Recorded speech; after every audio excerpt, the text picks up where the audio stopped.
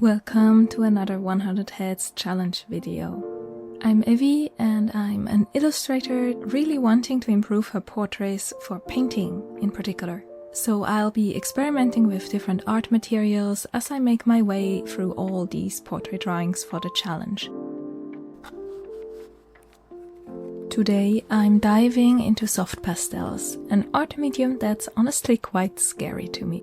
I recently got this set of 6 soft pastels by Sennelier, specifically for portraits.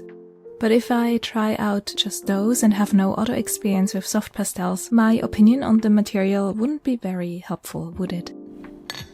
So to have a frame of reference, something to compare these Sennelier ones to, I went through my drawers and boxes to find these older pastels by Mungyo that I'd been stubbornly ignoring for years, as well as some pastel pencils to see how those compare. Let's see how much I can learn about soft pastels for portraits today.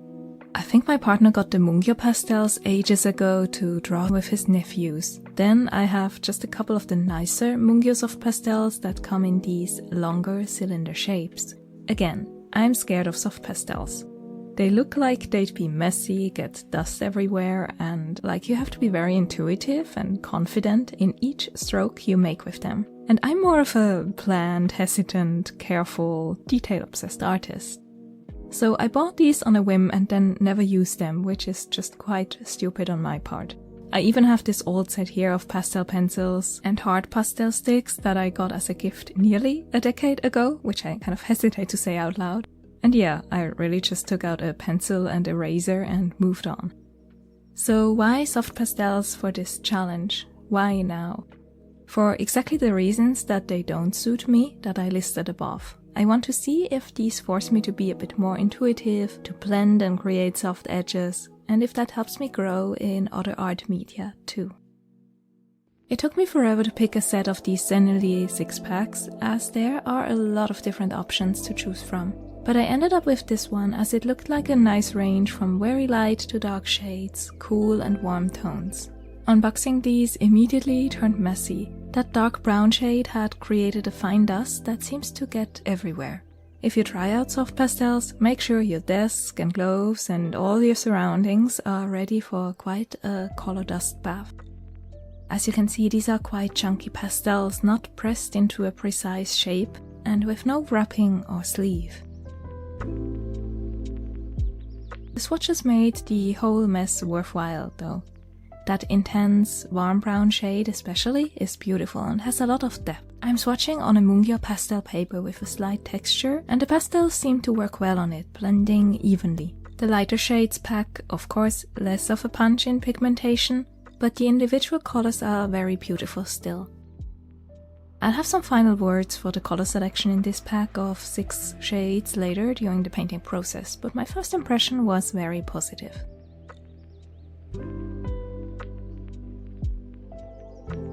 Now that positivity isn't worth much without a comparison, so I brought in my other pastels in similar colors to see how those would apply and blend.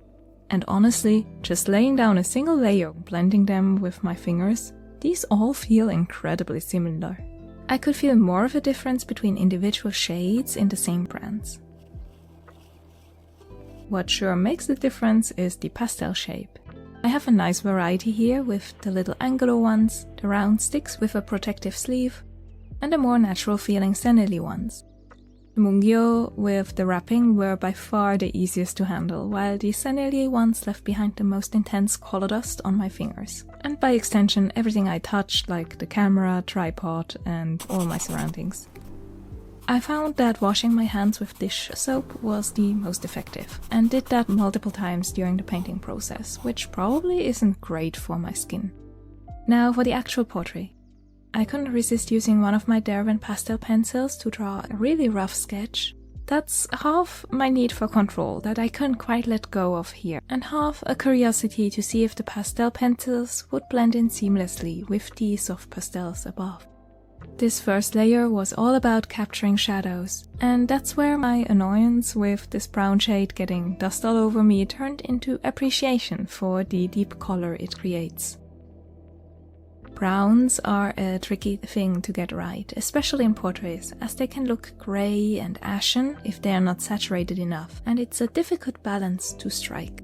When painting, I love shades like burnt umber and Van Dyke brown, and this feels similar, a warm shadow shade that looks natural and keeps some of that glow that comes with skin to make a portrait look alive and vibrant. The 6 colors in that Sennelier set reminded me of the Haunting of Bly Manor, or specifically the character Dani. She has this soft color palette, often combined with pink and pastel shades for clothing, and I do love a movie scene study. I also tried out some blending tools like paper stumps and a brush. At this stage they work well and can bring some definition to the dust, and scraping the pastel dust into the shapes I wanted felt great for the focus points of the face, especially like eyes and mouth, but I kept it soft everywhere else. With more soft pastel layers, blending tools became harder to use for me. They seem to need free paper real estate to push the pigment into, and as soon as there's another layer of pastels underneath, I'm just pushing around dust into dust. There's even a moment when I used the exact same brush to blend a later layer of pastels and nearly destroyed the entire portrait. I started to add the lighter shades once I had the shadows in place. Now, a note on this color selection for portraits. There's a sense of purposeful abstraction to the palette, with the lavender shade and light blue especially. This maybe isn't the color selection for the most naturalistic portrait, for which I'd have loved another mid-tone, a warm ochre for example, instead of multiple highlight shades. On the other hand, those highlight shades and unique colors are the whole reason I picked this set, and they add a beautiful, nearly pearlescent look to the skin. This set is specifically for light skin tones, and there's a dark tone version which looks very beautiful too, with more natural colors focusing on different undertones in the skin, instead of experimental shades like this set does. Now that I'm drawing a portrait with this set, I think the light tone and dark tone pack might be great to use in combination, no matter the skin tone you're aiming for, as the dark tone set seems to lack any really interesting highlight tones and might look a bit dull on its own. You know, all those what's your seasonal or personal color kinds of tests. I have no idea how to evaluate that for myself, but I feel like this set here works for a very specific type of personal color. It evokes something icy and wintry with a very cool undertone to the lighter shades overall, though the brown can bring in some of that warmth to the shadows. Despite being pretty pale myself, I have a warmer, more olive undertone, so these colors wouldn't be a good fit for a self-portrait of myself if I'm aiming for something realistic, and I think that's something to keep in mind if you're looking for a more versatile portrait color set. I used the fuchsia pink, the only true mid-tone in this set, very sparingly, like blush, with a dusting around the eyes, nose, and of course lips. I expected to hate blending with my fingers, but well, it feels wonderful. I hate to use the word buttery for a medium that's essentially made of powder, but it really applies here. Both circular motions with light pressure and patting the dust into the paper with my fingers worked well at this stage, and the patting came in very useful later when the layers and dust started to build up.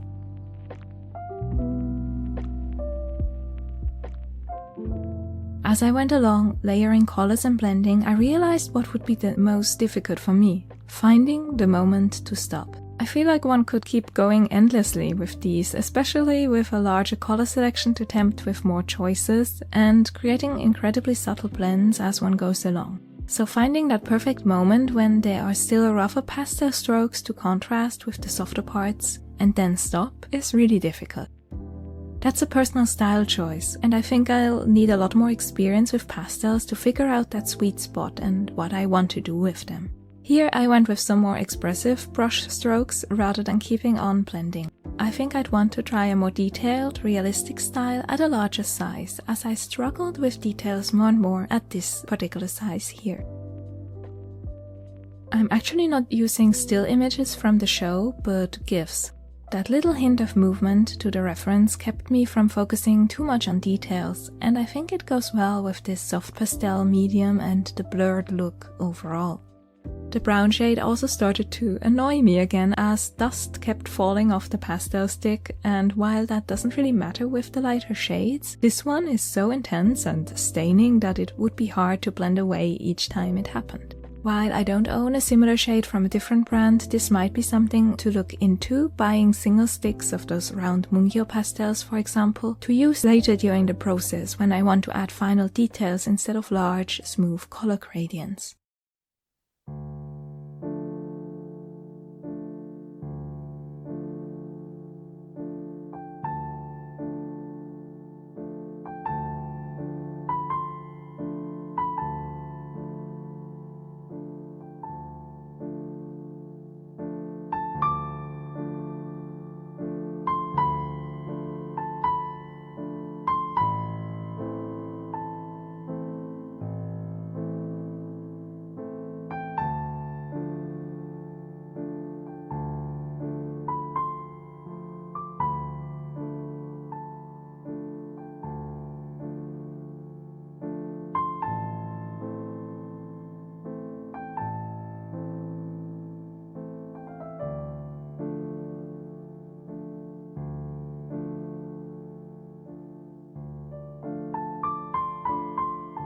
What I really liked and where I feel like this medium choice succeeded in my 100 heads challenge goal, the soft edges. I tend to over-define my edges when drawing or painting, and these really force me to work with blurry shadows and accept a less rigid approach. I hope I can transfer that feeling, that letting go of control, to other materials.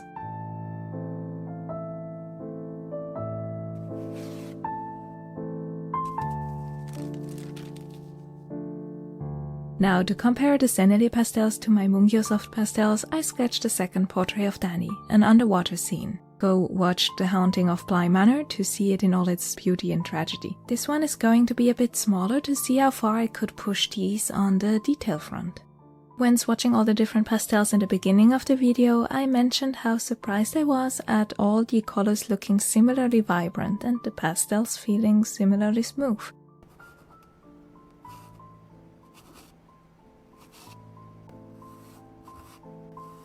Here, as I started to layer, I could feel a difference. These have a bit more trouble with building on each other, and colors can turn out a bit uneven. You'll be able to see some of these pastels get caught in the paper texture, leaving an uneven finish at some points. Especially when I show both portraits side by side at the end. So I actually started using the light blue shade of the Sennelier set to push the Mungyo pastels down and to create an overall smoother feeling. These also feel a bit drier, where the Sennelier ones had that buttery sense to them, so these are more chalk-like. That all sounds terribly negative, but it's a very subtle difference that I only noticed in this direct painting comparison.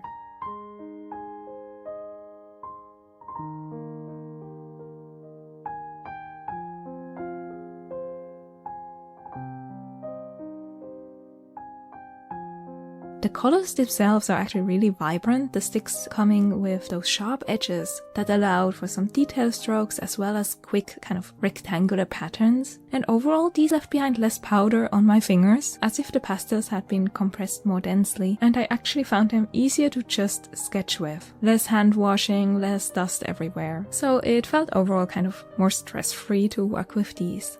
I ended up really enjoying the process and now feel like an idiot for having this box lying around for years and ignoring it. So for this second video in my 100 heads challenge, I really did challenge myself with a new medium, and a scary one at that. Soft pastels will for sure show up in some more portrait drawing videos as this challenge continues. The soft edges and delimitation to details can be freeing, and combining different brands and pastel shapes for a variety of effects and textures and patterns sounds like it will be a great learning experience for me.